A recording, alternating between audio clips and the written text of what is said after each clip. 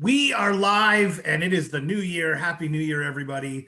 2026 is upon us. Thank you for joining us again. And thank you for being such loyal followers. We actually really do have quite the following at the moment. I'm surprised and excited and happy that we have people that actually genuinely think that we are intelligent enough to listen to, which is kind of fun. Worthwhile. So thank you and Happy New Year to everyone. And, we thought that to kick off the new year, and the new kind of real estate market that we're kind of heading into this year, it would be wonderful to have one of my dear friends, if not one of my best friends, let's call it that, on the show to be able to talk a little bit about mortgages and what's happening and what the future holds for mortgages this year, because there is a heck of a lot going on already, and it's a hot topic right now for us in the real estate world. So, Jivan Sangera, owner of Circle Mortgage, down there on Brant Street, South Burlington, has his office there. If you ever want to pop in and have a coffee, I'm sure he would accommodate you. But welcome to the show, Jivan. I appreciate your time, sir. Thank you, Justin, and hi, Karen, and Happy New Year to all of your listeners and watchers. I also appreciate the fact that they think we're somewhat intelligent. I know, right? Somewhat. We don't have to be everything for everyone, but we should at least know what we're doing. And and I appreciate the acknowledgement of our friendship, bro. It's we're bros for real. So it's happy to support KP and the team and everybody right behind you. But it is a very interesting market, right? Something that I feel like hinted in that, and Karen, you would remember 2008, 2009 when the credit crisis started in the States, and how we had like this 6-week, almost like 10-15% degradation in prices that literally lasted from like the middle of April to the 1st of June. Yeah. And then the market came roaring back. The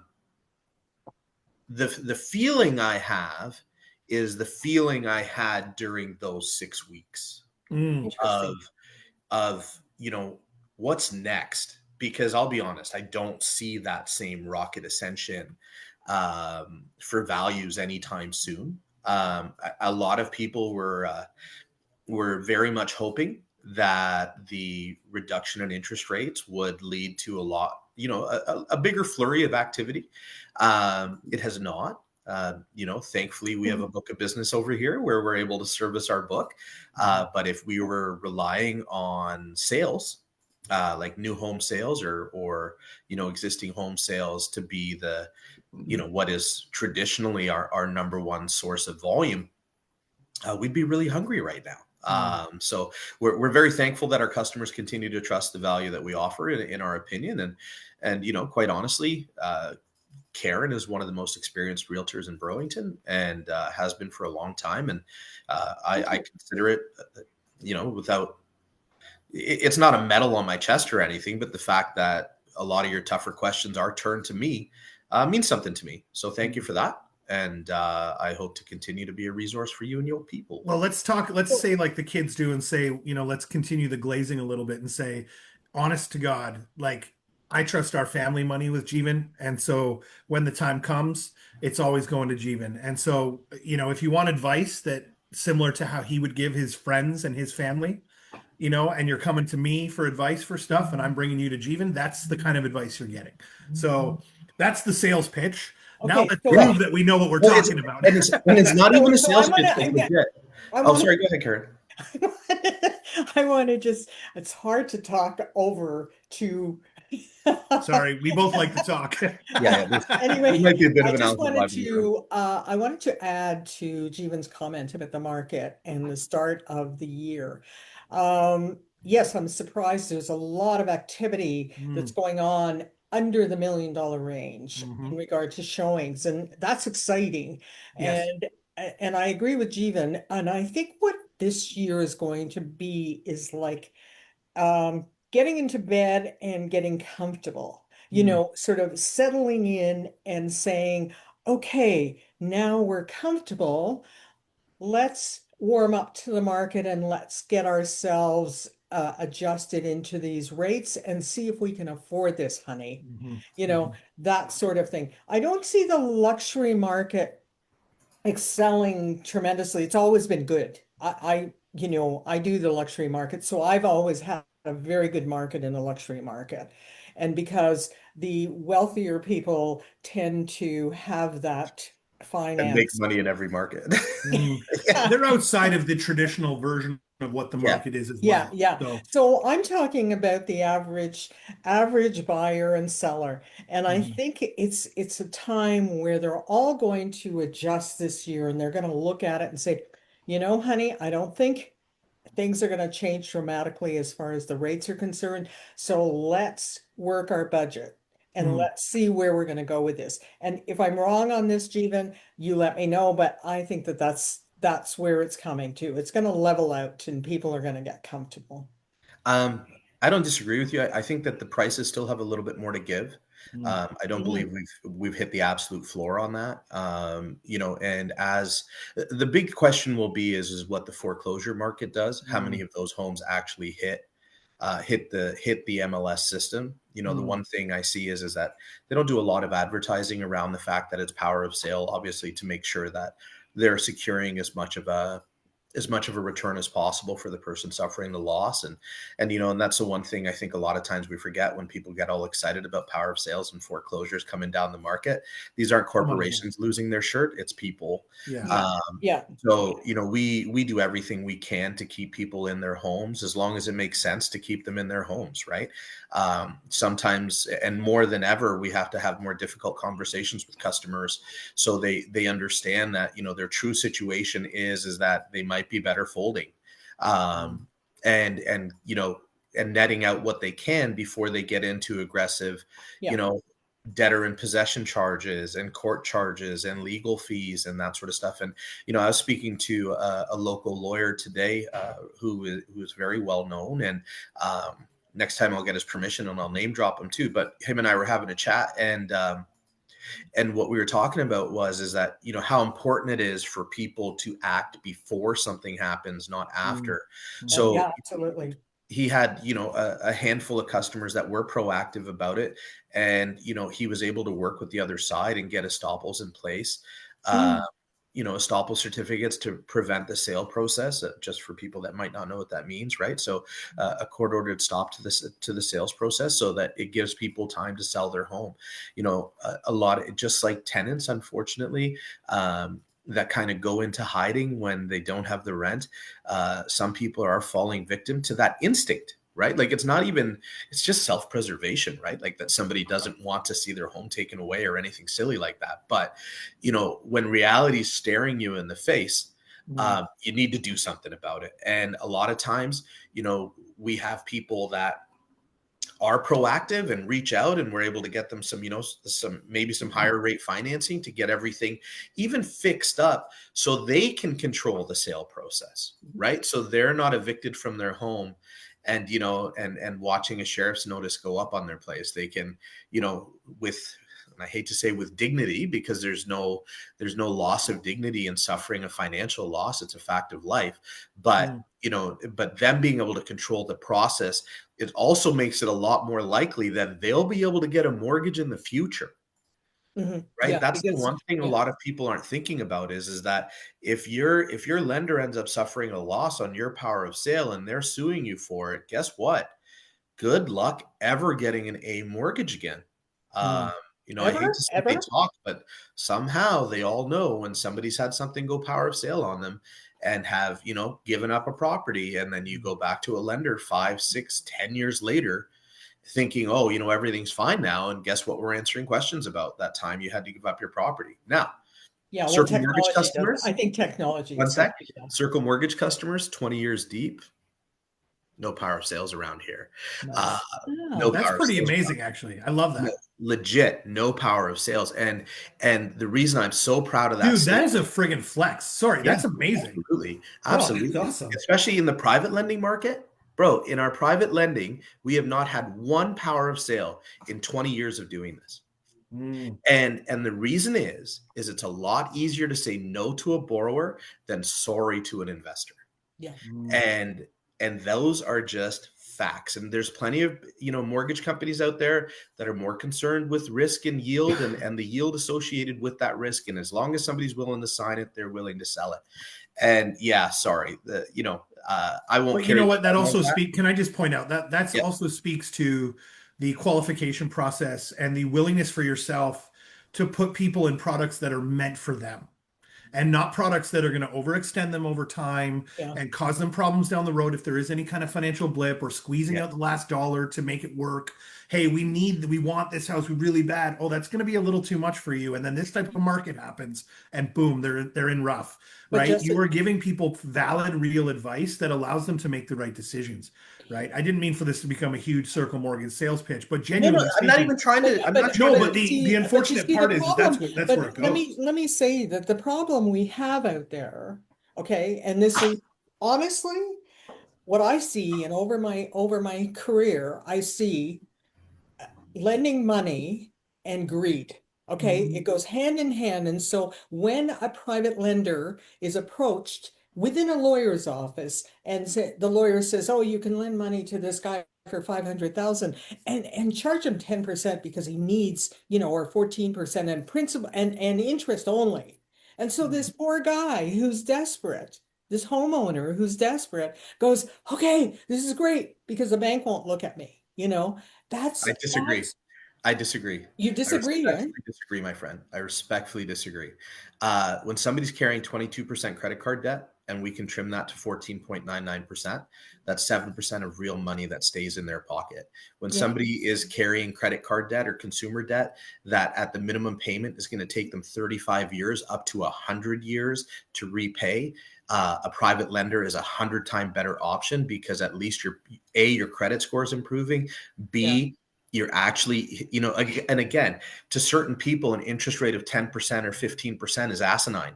And it makes sense for those people. And it would totally make sense that a lot of those customers are yours, Karen. absolutely. I So agree you, because in your market, 22% on a right? credit card is ridiculous. Mm. So, and that's low. That's low, right? If you got a good travel card, you're 29.99%, and you're getting a $7,000, $8,000 bill from Christmas that you're just looking at. Like, let's be real. Like, you're just looking at it. You're not able to just stroke a check for that. And again, there's some customers that can, and to them, more power to them. I'm a real person with a real family, and I have some investments and I do all right.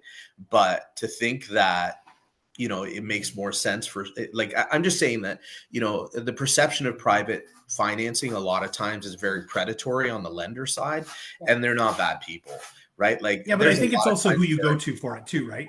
If you have the advice of a good mortgage broker or a broker that understands this and has good yeah, people around him, that's one thing, right? There are predatory practices out there in this yeah, case. And Karen, I know, is speaking specifically to a certain circumstance that we had come up recently where a gentleman had a massive hospital bill that he had to have covered, and he yeah. went to a private lender to do so. And he's paid three-quarters of that bill in interest only.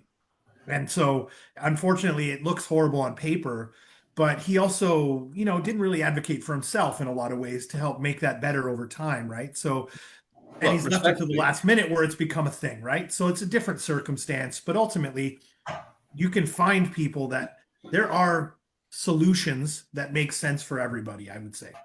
yeah, Yeah, and and one of the best, I think the best solutions is if you get behind in your mortgage payment, approach your lender as a Mm, owner and say, ASAP. "Hey, yeah. yeah," but also I heard that some of the banks and some of the lenders are going at 50-year amortization Mm, to lower those payments. And mm, so that's what I'm suggesting to a lot of, to mhm. some of my people. I'm not saying a lot because there's a few people that have approached me. And I said, just talk to your lender and Mm. And see how that's the it goes advice we for would them. give them initially as well, right? Is that, have you spoken to your bank? And you got to understand that workouts are a lot cheaper than power of sales for the bank as well, Yeah. right? And then there's also, if it was a CMHC or a Genworth or sorry, a Sagan or a Canada Guarantee insured mortgage, then the lender has a different route Yeah. for recovery of their own funds, and even in that situation they're a lot more likely to work with you.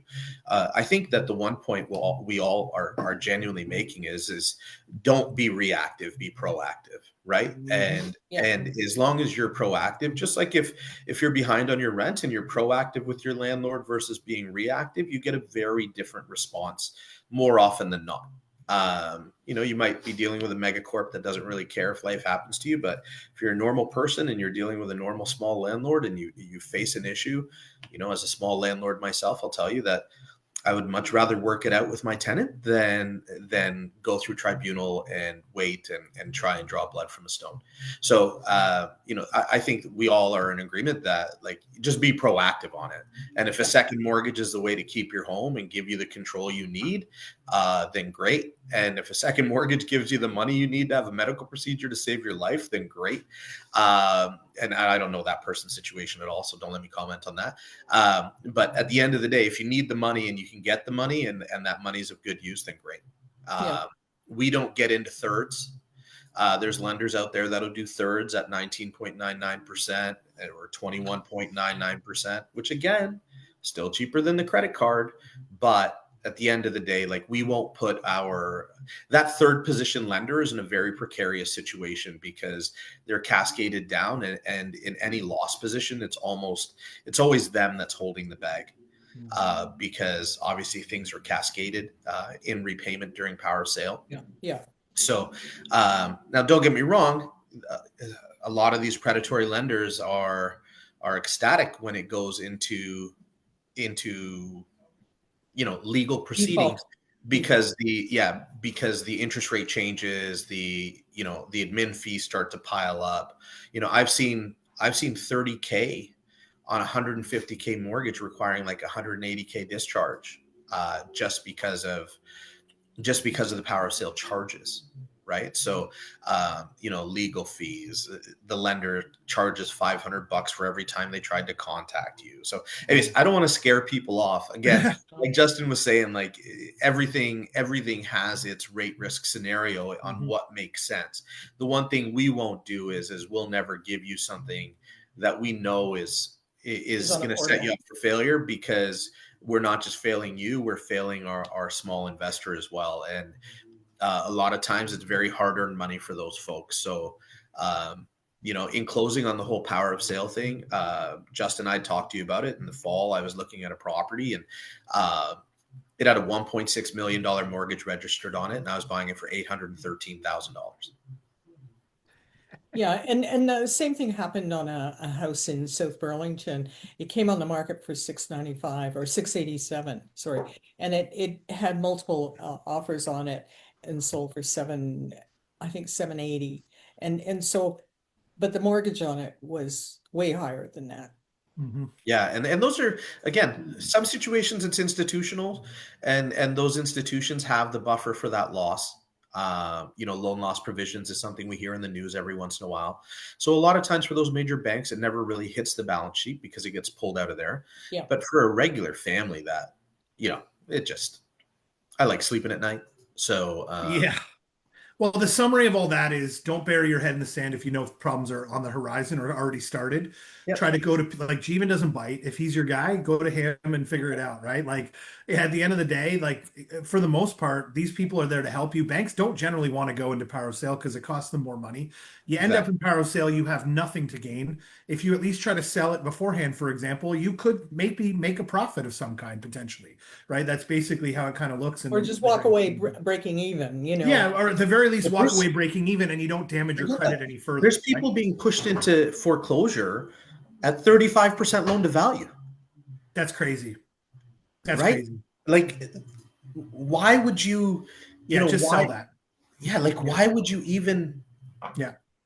Again, I understand that in situations where people's backs are against a wall, they do weird things, counterintuitive things, which is again a survival instinct, and I have all the respect in the world for that. But realistically, burying your head in the sand is the dumbest thing you could do, and you don't deserve what you have coming to you. But like, you should really be proactive about it. So maybe let me throw this out there. If anybody's in a position right now where they're watching this, like, I feel like this is me right now. Yeah. A phone call to Jivan, a text to Jivan, even if it's just a quick conversation to say, yeah, dude, go do this. And it never amounts to anything, but Jivan gives you the right advice. I think that could help. Any one of us, quite frankly, would want to help. Even like, the other thing we're going to talk about, mortgage renewals. Yeah. Do you know how many people I tell that, hey, you've got a really good deal in front of you, just sign it? Yeah. Like just sign it, right? Like, this 5 basis points that you think is going to be such a large delta in your life is negligible. Yeah. You're Yeah. going to be annoyed by this process. Just sign it. Now, don't get me wrong. There's also people being offered prime minus 20 when we can go get them prime minus 80. So those people should not sign it. Yeah. Uh, Yeah.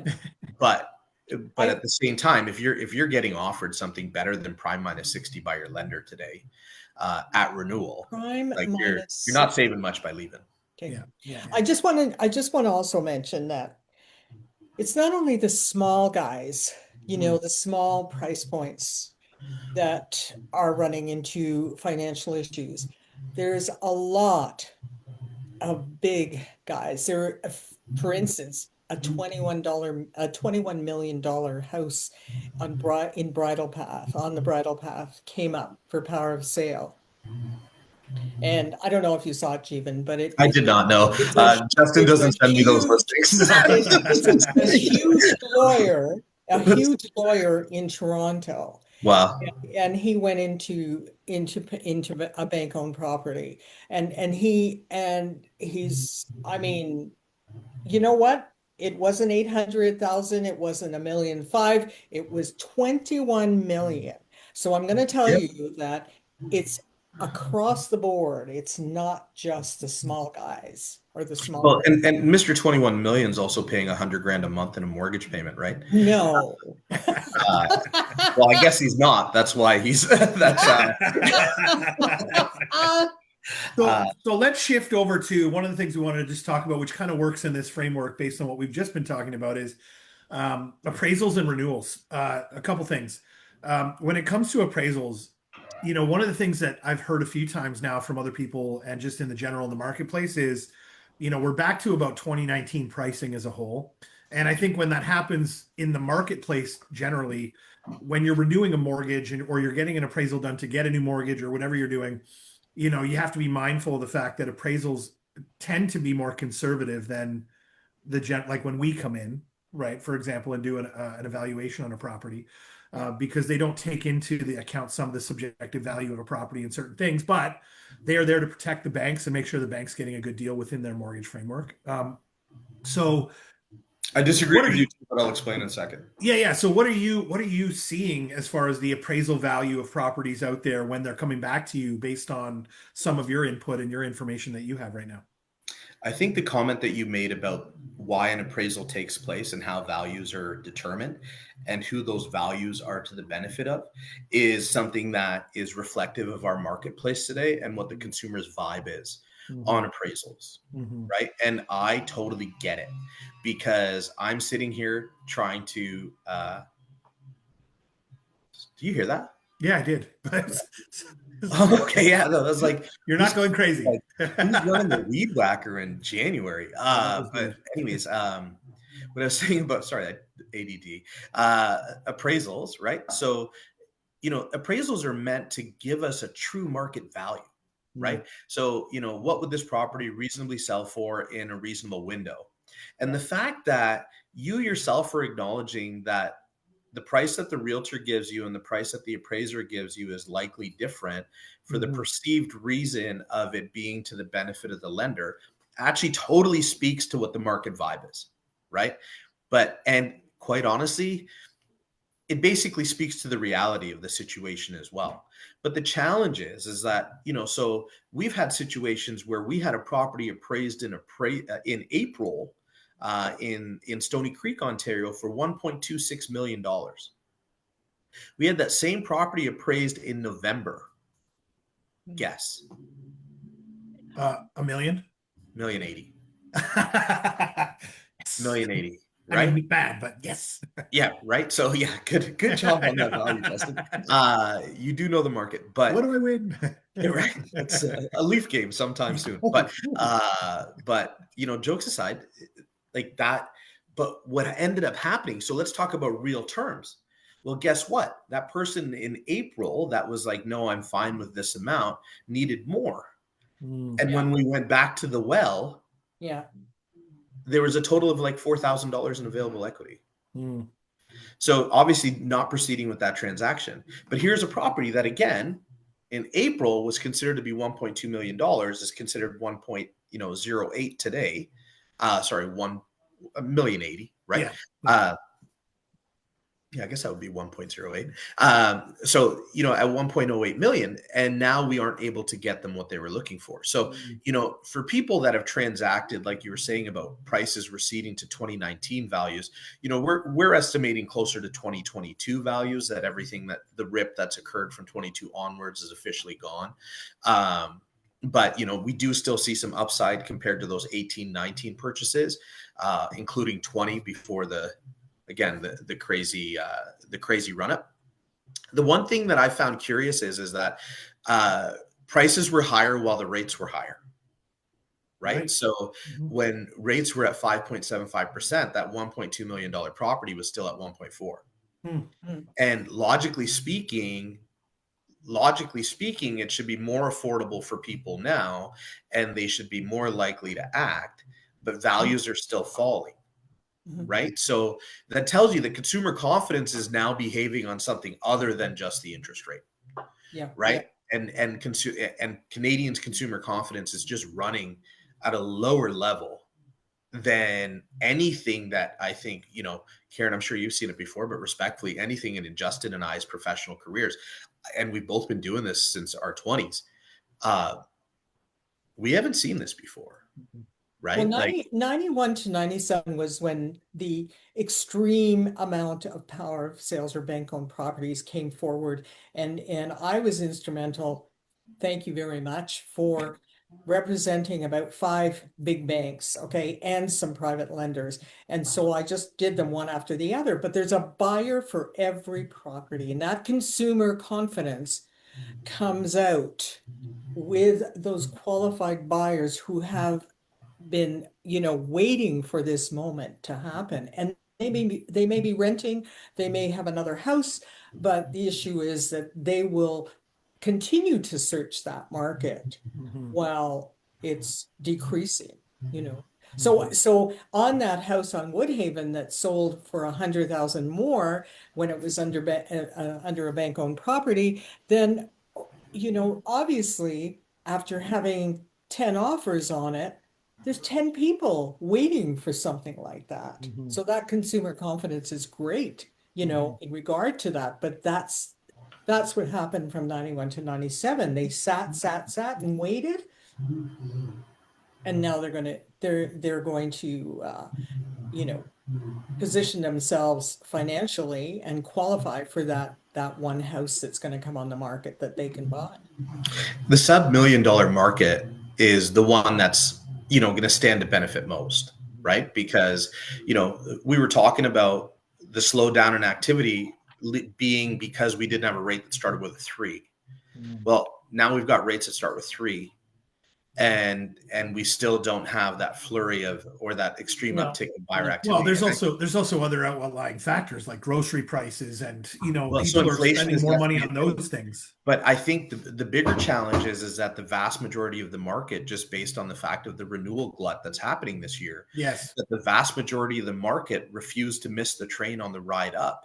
And you Mm. can't blame them, because cheap money we were being told by the Bank of Canada and the Prime Minister that cheap money was here to stay. Mm. And we started talking about new normals. Shoot, I started talking about new normals, being a 3.5% interest rate, not the 6% that's the historical average. And the amount of people that, even when prime flew through the roof, and we were talking about a 7.25% prime, I think that's how it got, but I know it started with a 7. And the point is that at that time there's people panic locking into fixed terms, and it's like, no, dude, like don't.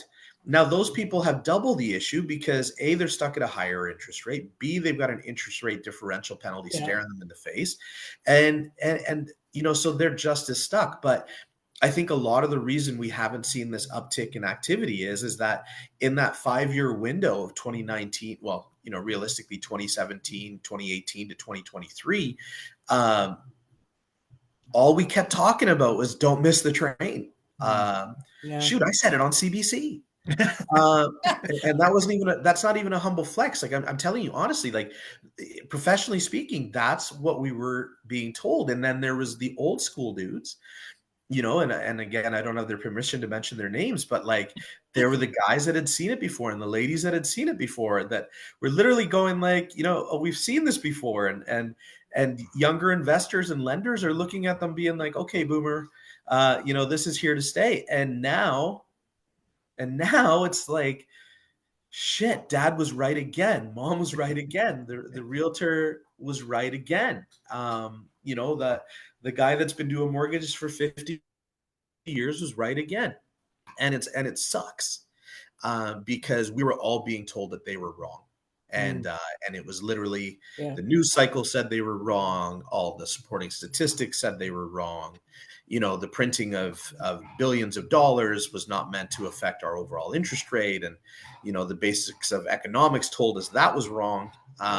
This just goes to show you, though, that that nobody really does have a crystal ball, right? So I remember a news article in January of something in the middle of COVID where Korea and all of their statisticians and economists, that's hilarious, economists that came out and said, this is what's going to happen this year. We are going to lose 60% in property values this year. And it was 2023 or 2022. I can't even remember. And boy, were they wrong. If Bro, I I go think we back and talked about that and we were like, the sky's not falling. Like right. And it was like, it's so, I mean, you can look up to people, but you have to also, this is a common thread in life today when it comes to politics and people is like, yes, great. Listen to your leaders and listen to smarter people, but take all of the information and start making your own decisions and what's Yeah. best for your Yeah. family. Great And take argument. that macro information and turn it into micro and have conversations with people like Jivan and Karen and Justin in the local market to determine what's best for your family in the moment that you're in. And that's the other point is you could try to plan for the future in a lot of this stuff, and it's good to do that, of course, and there's people that will help you with that. But when you're buying and selling real estate and when you're looking for a new place to live, a family home or whatever it is you're doing, in the moment is when we have to have a discussion. Because, I jokingly tell people all the time now, Trump could tweet something and the market changes directions immediately, right? And so like there's just so many outward factors that really weren't a thing even in the 90s. You didn't have the same, immediate news cycle like we do here now in this world, right? So things didn't happen quite as quickly, and yet they still had big issues. Here, you know, on a daily, hourly basis, we can have some crazy change all of a sudden and things Yeah. go a different direction and up that's or down. It doesn't matter. I don't care which. I'm not trying to talk doom and gloom. It could be a positive thing. It could be a negative thing. It just is. So I just want to be clear that like the macro is great and understanding the bigger picture, but your home on your street with your address and your family in it is going to have a different conversation than someone two streets over or someone two cities over or the next country Yeah. over. Right. So You're right make sure on, you Joe. have these conversations with people like us. Yeah. Well, it's a micro transaction, right? Mhm. So everybody takes macro info and tries to apply it to their micro transaction. But Mm. the thing is that again, what are you chasing? What's your real goal here?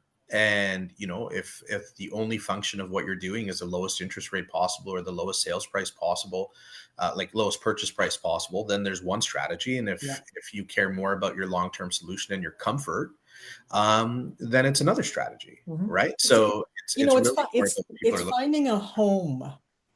Yeah. And everybody has lost that when the frenzied market, everybody lost that perception of finding a home that they're emotionally attached to.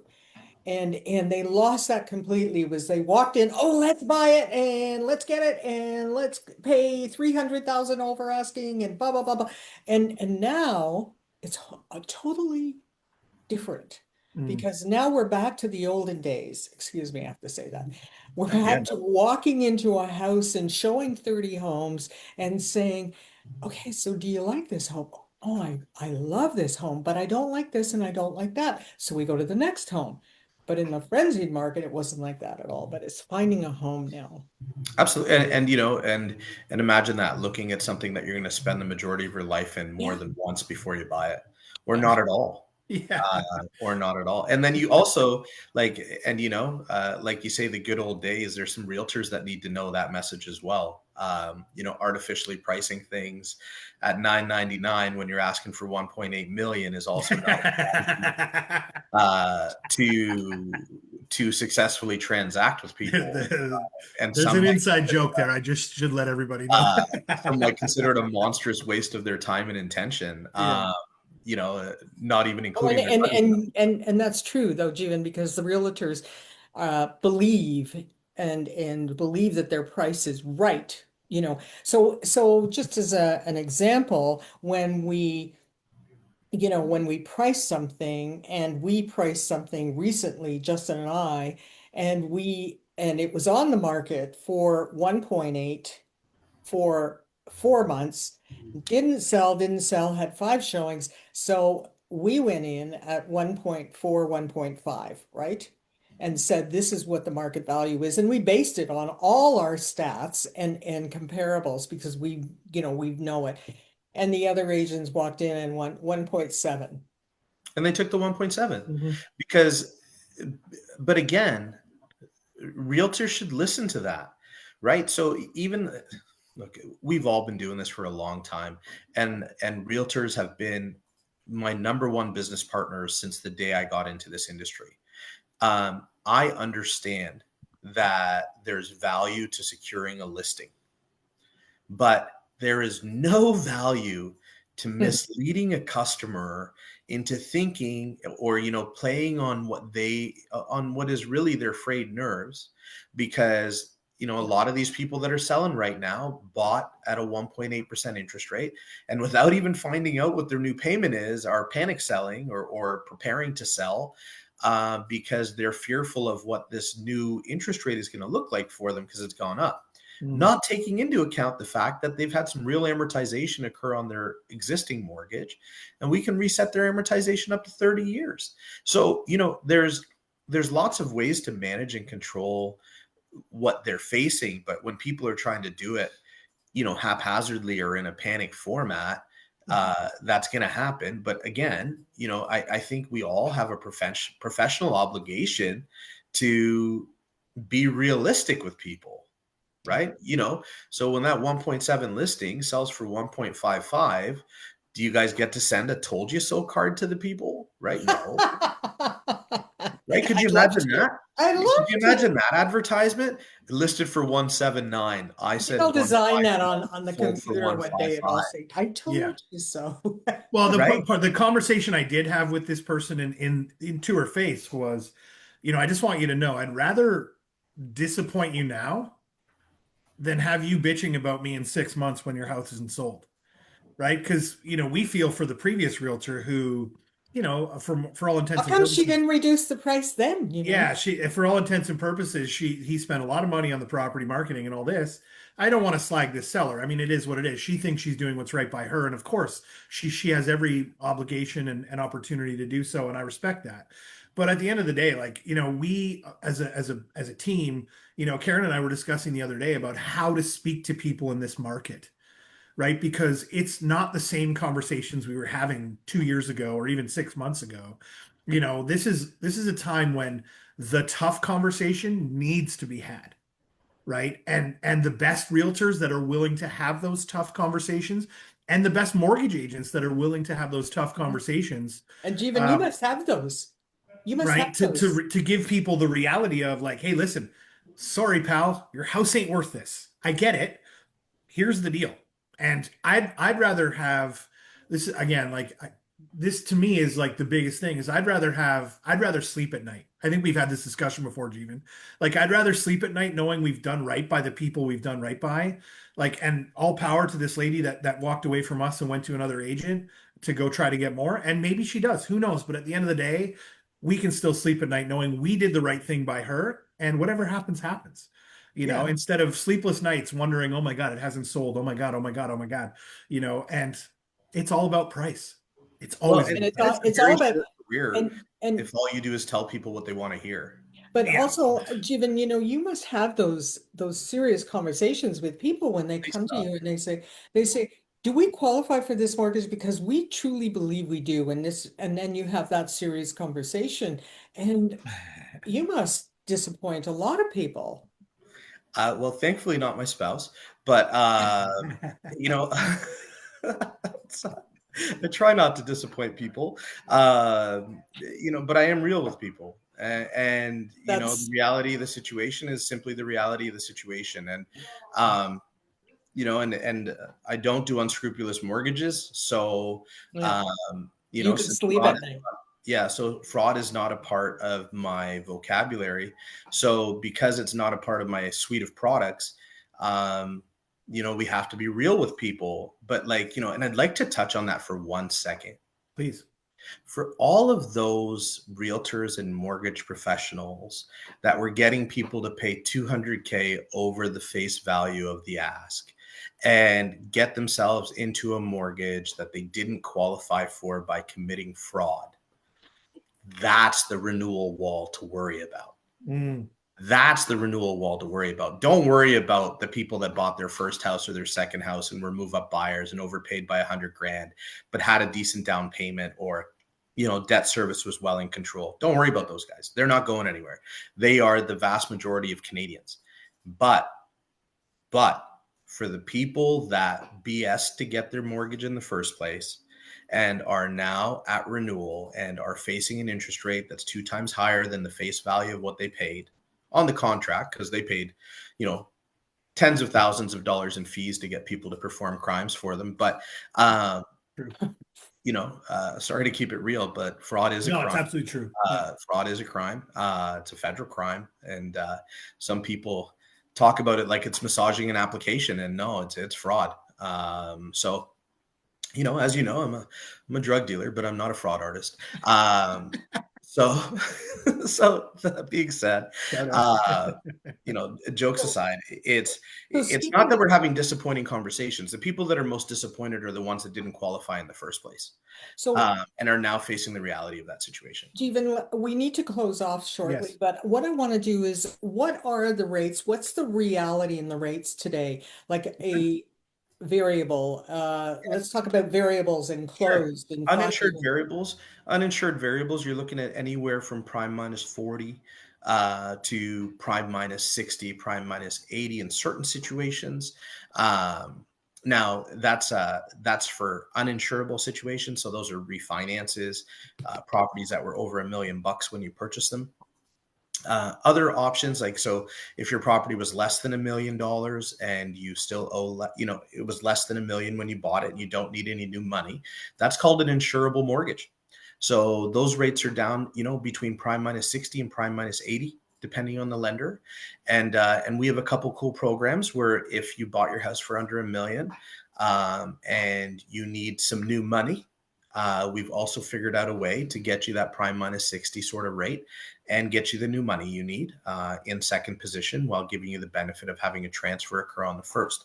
The one thing I want to talk about in that particular situation, the reason you'd want to do that compared to a traditional refinance, isn't just savings on the interest rate, it's also savings on the legal fee. Because at that point, the transfer portion, which is the most expensive portion, is paid for by the incoming lender. All you're paying for is the registration of the line of credit. So where your normal legal fees on a refinance will be anywhere from 2 grand to 2,500, depending on the lawyer and the amount of disbursements, you're talking about it being down around 400 or 500 bucks, and not, you know, So 3,000. for the ignorant consumer, what is prime right now? Prime is 4.45%. 4 point. Yeah, I was just going to say Okay. that.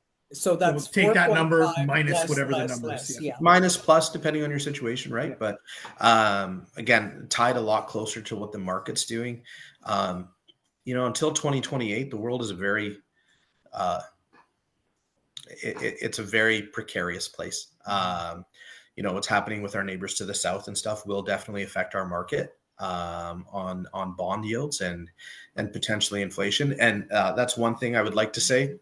If we're putting on our New Year's prediction hats, we're going to hear a lot about increased consumer price index inflation, probably spring, like, you know, late spring into the summer.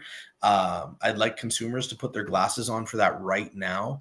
Last year, you'll remember that Justin Trudeau, in an effort to keep this country's government, did the was it a GST holiday or an HST holiday, Mhm. Yeah. Yeah. where, you know, prices artificially fell Yeah. by that amount. Well, guess what? The tax is back.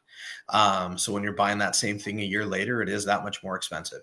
So, I just hope that people keep that consciously in their mind when they start to hear these inflation numbers, because that is going to be a thing, depending on what happens with oil and Venezuela and how that affects the market. If you do get reductions in price per barrel, you could see further relief in interest rates. If you do see a lot of upwards pressure on oil prices, that's where we start to look at conversions out of variables, because the oil market is definitely a great indicator of where the bond yields are going to go, and where interest rates are going to go. So, in closing, that's really all I have to share with you guys today. I genuinely appreciate the opportunity. It's always fun to talk to you guys. And but yeah, that's really that's the one thing I want Canadians to be aware of is that you're going to see inflation numbers that look higher than they are because the tax is gone and the tax is back. Yeah. Yeah. Thank Cool, you. guys. It has been a little bit longer episode than we normally do, but a lot of solid information here. And I think it's important to kick off the year right and get as much as you can. So if you stuck around to this point, we appreciate you and hope you got at least something important out of this that you can take into your family life. So if you have any questions, if you have any comments, or if you want to talk to Jivan, we're going to put his number and information below in the chat underneath the post. And but from there, everyone, happy new year. I'm glad you came, and I'm glad you're still around, and all the best to a very happy and successful 2026 for everyone. Thanks for coming on, guys. One sec. Yeah, what? My only shameless request of the day. Yes. We have been lucky enough to be #1 for Reader's Choice in Burlington for the last 6 years. That is coming up again. So if your viewers are watching, I'd love it if they voted for Jivan Sangera as the top broker in the city and Circle Mortgage Group. Okay. Awesome. Sounds good. I will. Okay. We'll do. All right, guys. Have a Happy New good Year, day, everyone. everyone. See Happy you. Cheers. New Year and very successful 2026 to everyone. Bye. Bye.